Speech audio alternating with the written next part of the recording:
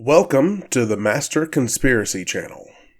On this channel, I will be talking about all sorts of conspiracy theories, both good and bad, from the JFK assassination to the Men in Black. I identify as a conspiracy theorist simply because there are too many questions out there that are simply unanswered.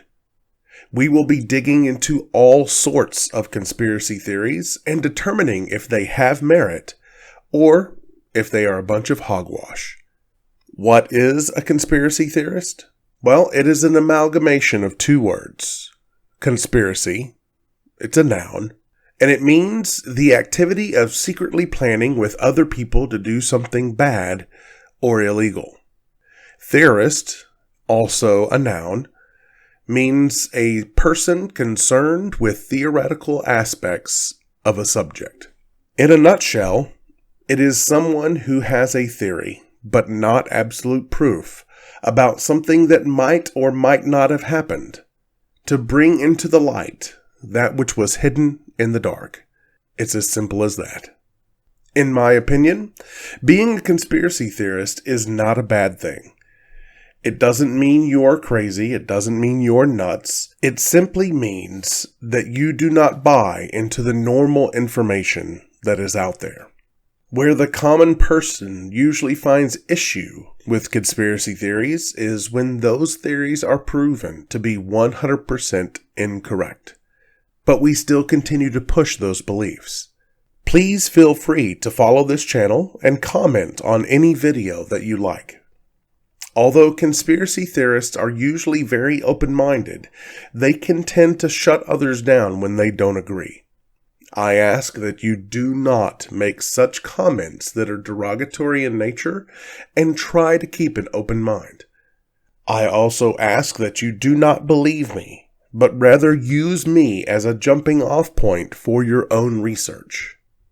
Thank you for visiting my channel, and feel free to sit back, relax, grab a cup of coffee, and join me as we dive into conspiracy theories.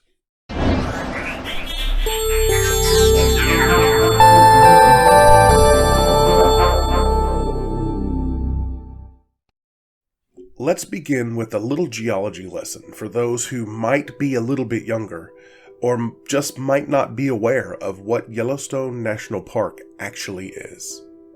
Yellowstone is a type of volcano called a caldera. Where you have a typical volcano that looks like a mountain, a caldera is basically a depression in the earth and is usually much larger than your typical volcano and is usually labeled as a super volcano. The following article is from Business Insider, and it does contain some data here that I think is easily palatable to theorists. Here is what the article says. Yellowstone National Park is 3,500 square miles of wilderness, wild animals, and gorgeous landscapes. But under the park is something far more sinister. There is an active volcano that measures 44 miles across, and if it erupts, it could wipe out the entire U.S. The volcano last erupted 630,000 years ago, but there are some conspiracists who are convinced the next eruption could happen any day. Some believe the U.S. is drawing up contingency plans because the government knows the eruption is imminent. Conspiracists also point to videos of animals running from Yellowstone, which people think is a sign of the coming eruption. Okay, so let me break this down by section and explain a little bit. Number one, there is an active volcano that measures 44 miles across, and if it erupts, it could wipe out the entire U.S. As you can see here, this is a satellite view of the Yellowstone Park. Yellowstone makes up a total area of about 3,741 square miles. The caldera makes up an area that is approximately 44 miles across. That is from one rim to the other rim. Number two, the volcano last erupted approximately 640,000 years ago, but there are some conspirators who are convinced the next eruption could happen any day. Yellowstone has had at least 3 such eruptions: 2.1 million years ago, 1.2 million years ago, and 640,000 years ago. A lot of scientists believe that Yellowstone is overdue for an eruption, and because of this, it could theoretically erupt anywhere between now and 100,000 years from now. The term any day is relative, but most people tend to leave that little nugget of truth out.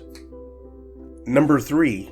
Some believe the U.S. is drawing up contingency plans because the government knows the eruption is imminent. I honestly hope that this is true. It would be extremely short-sighted for the U.S. government to not be prepared in this instance. Yellowstone is going to erupt sometime in the future. Sure, we cannot predict when exactly that will occur, but it is going to happen. Remember, it is an active caldera. Number 4, conspiracists also point to videos of animals running from Yellowstone, which people think is a sign of the coming eruption. There are a ton of videos of animals in Yellowstone, but I couldn't find any of animals running away in fear, as was stated in the section above. I was able to find one of bison running in fear, but I think that was maybe from people or another natural predator, but not because of a sense of Yellowstone about to erupt. Honestly, people like myself who have spent any amount of time outdoors know the difference between an animal running away because it is skittish and all of the animals running away because of something else. There is a distinct difference, and trust me when I tell you, even if you have never spent any time outdoors or around animals, you will know the difference. So, how did Yellowstone come to be? Well, Yellowstone was caused by a weak spot in the Earth's crust, also known as a hot spot, and it gave way to the mantle. If you look at the following diagram, there are 3 main sections to the Earth's internal workings. Of course, there are little nuances between each, but there are 3 main. You have the core, the mantle, and the crust. We actually live on the crust. This setup looks very similar to an orange. And what happens when you jab an orange? Of course, juice comes out. Anyway, the hotspot pushed a large plume of magma towards the Earth's surface. This caused the crust to jump upward. The pressure on the surface finally gave way when cracks formed around the plume's edges. When the surface could no longer withstand the pressure, then there was a massive explosion of magma, emptying more than 100 cubic miles below the surface of molten rock. With nothing beneath the surface to hold it up, the crust caved in. This caused what is known today as the Yellowstone Caldera. A caldera is a volcanic depression that occurs when a magma reserve is emptied, and the caved-in portion is typically round in shape. Now, you can't have a discussion about Yellowstone without talking about Old Faithful. Although more than 1 million eruptions have been recorded, Old Faithful is not the tallest or the largest geyser in the park. Those titles actually belong to the less predictable Steamboat Geyser.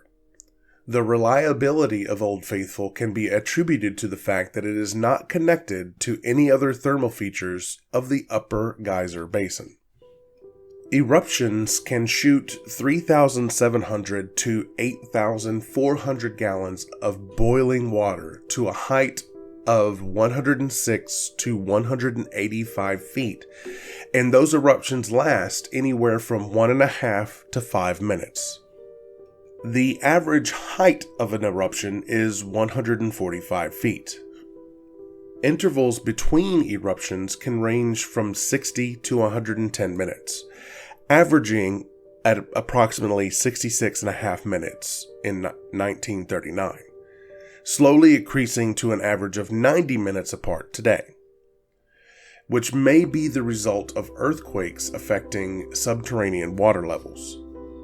The disruptions have made earlier mathematical relationships inaccurate, but have actually made Old Faithful more predictable in terms of its next eruption. After the Bora Peak earthquake in central Idaho in October of 1983, the eruption intervals of Old Faithful were noticeably lengthened. The time between eruptions has a bimodal distribution, with the mean interval being either 65 or 91 minutes, and is dependent on the length of the prior eruption. With a margin of error of plus or minus 10 minutes, Old Faithful will erupt either 65 minutes after an eruption lasting less than 2.5 minutes, or 91 minutes after an eruption lasting more than 2.5 minutes.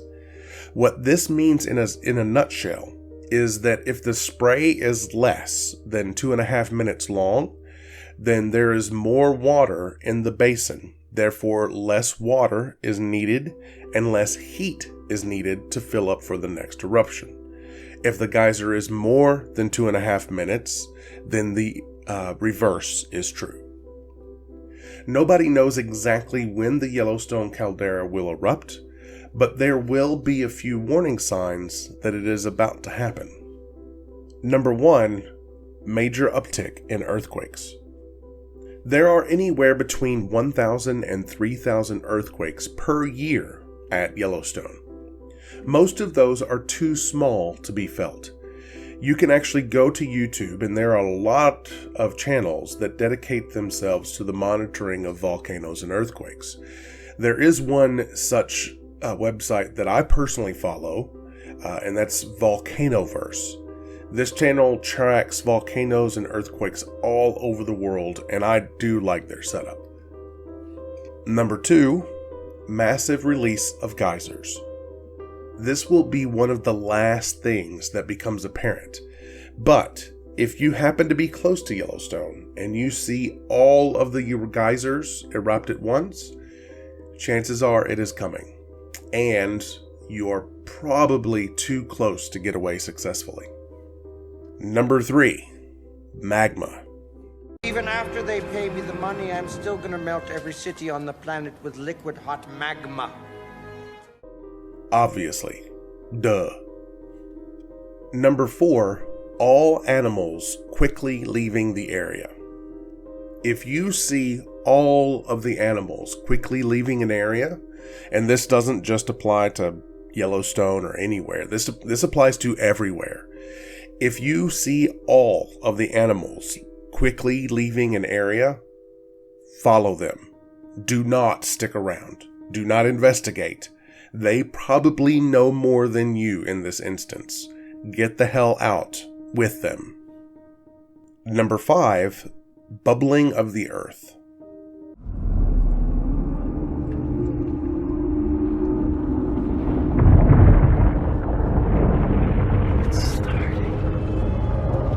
This goes with the massive release of geysers. If you are seeing the earth bubble, then you are in a bad spot. I personally have never seen it, and I really don't want to. Number 6, earthquake lights. Earthquake lights have not been reported before all earthquakes, nor has the timing been consistent. But if you hear about strange lights or talk of UFOs in your area, you may want to go over your earthquake preparedness plan and make sure your emergency survival kit is stocked. Earthquake lights have been observed as short blue flames coming up from the ground as orbs of light that float in the air, or as huge forks of light that look like lightning shooting up from the ground. Another name for these lights is ignis fatuus, or will o' the wisps. Now that we've talked about some of the warning signs that Yellowstone is about to erupt, I want to go over a couple of questions that have been asked of me over the years. What do I do if it becomes apparent that Yellowstone is about to erupt? The answer to that depends on the amount of time that you have, the distance you are from Yellowstone, and the size of the eruption. As far as distance is concerned, here is a diagram of a Yellowstone eruption and the possible amount of ash and debris. I say possible because it is impossible to tell exactly how much ash and debris there will be when the Yellowstone Caldera eventually does pop off. Well, it sounds like when Yellowstone does blow, then everybody will just be dead. Not necessarily. A couple of years ago, there was a major push for everyone to become prepared. There were television shows and the whole 9 yards. I will say this: stock up, do research, and have a backup case in case something happens. Rotate your stock, and just generally be prepared. A worldwide disaster does not have to occur for you to be ready. If something happens and you lose your job, or there's a tornado or a hurricane, really anything can happen. And it just makes sense to have a backup plan when and if it does.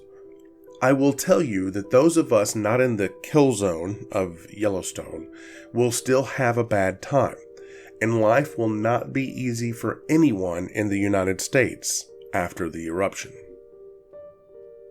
Okay, so we know that it is going to happen. We just don't know when. What can we do to keep it from happening? Nothing, really.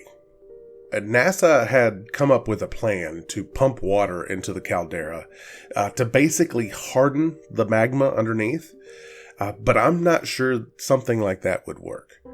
Something of this magnitude just cannot be stopped.